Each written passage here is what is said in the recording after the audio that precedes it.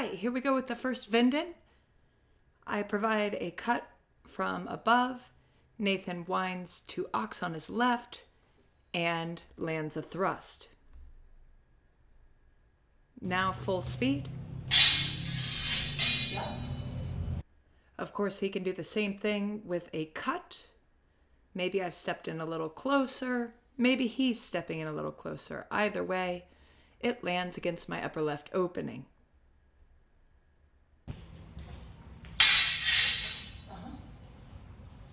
And finally, the slice.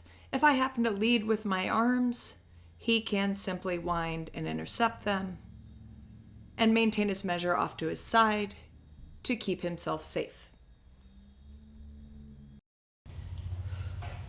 Yeah. Yes. Cut. Yeah. Slice. Yep.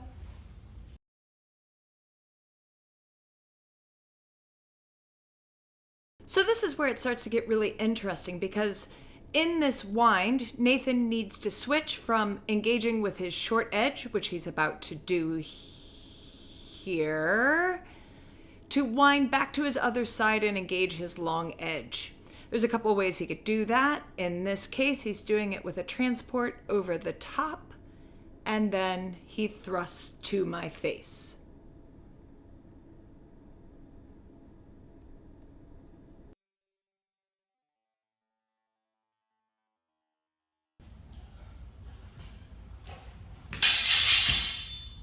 Yeah.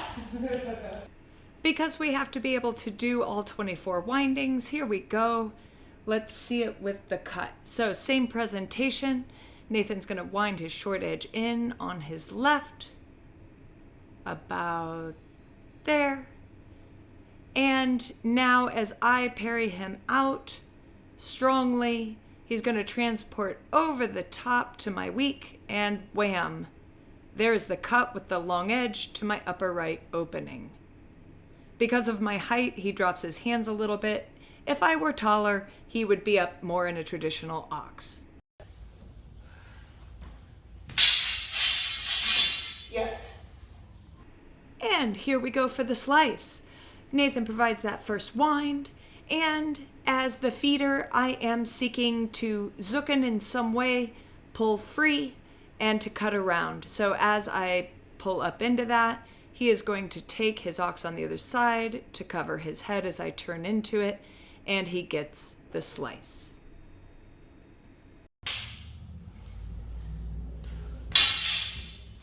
There it is.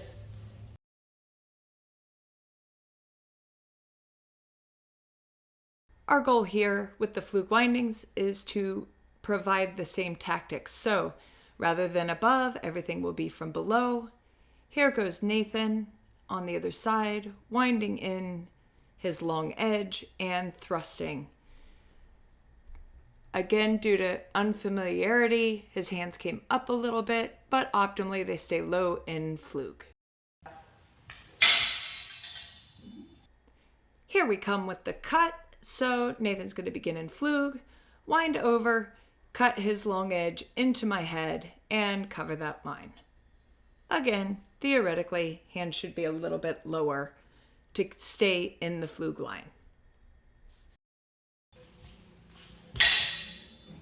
And finally the slice, leading with my hands, Nathan is able to wind over and hit that Oberschnitt with his long edge.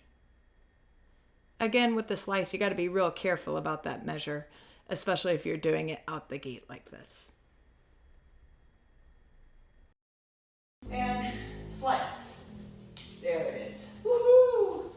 Now for the follow-on wind, I cut up, Nathan winds over with his long edge, creating that bind, threatening the thrust. I try to parry with strength, winding to my own ox to cover that, and he's going to transport onto his short edge, suppress me, and thrust into the face.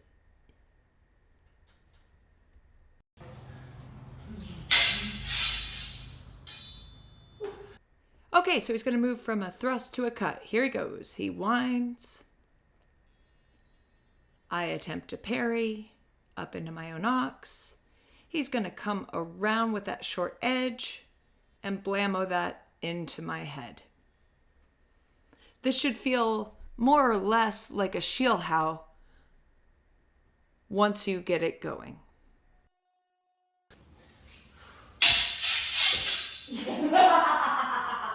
The cut there is really good. Dude, it's so good! Okay, and then maybe how a slice might work. Assuming that you're maintaining a bind or attempting to. Again, there's wind 1. I'm trying to parry and maybe sukken, freeing the blade.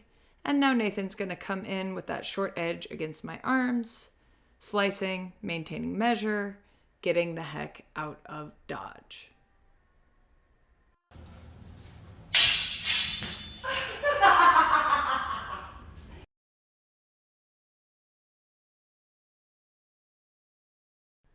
On our third day of working these plays, we endeavored to clarify the role of the feeder and what their intention was.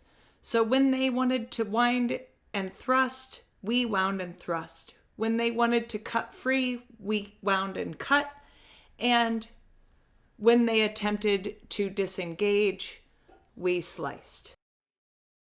Obviously, this is all a work in progress, and I'm really looking forward to these ideas getting out more in the public so that other people can work them and find whatever they find in the Winden. Enjoy, y'all. See you soon.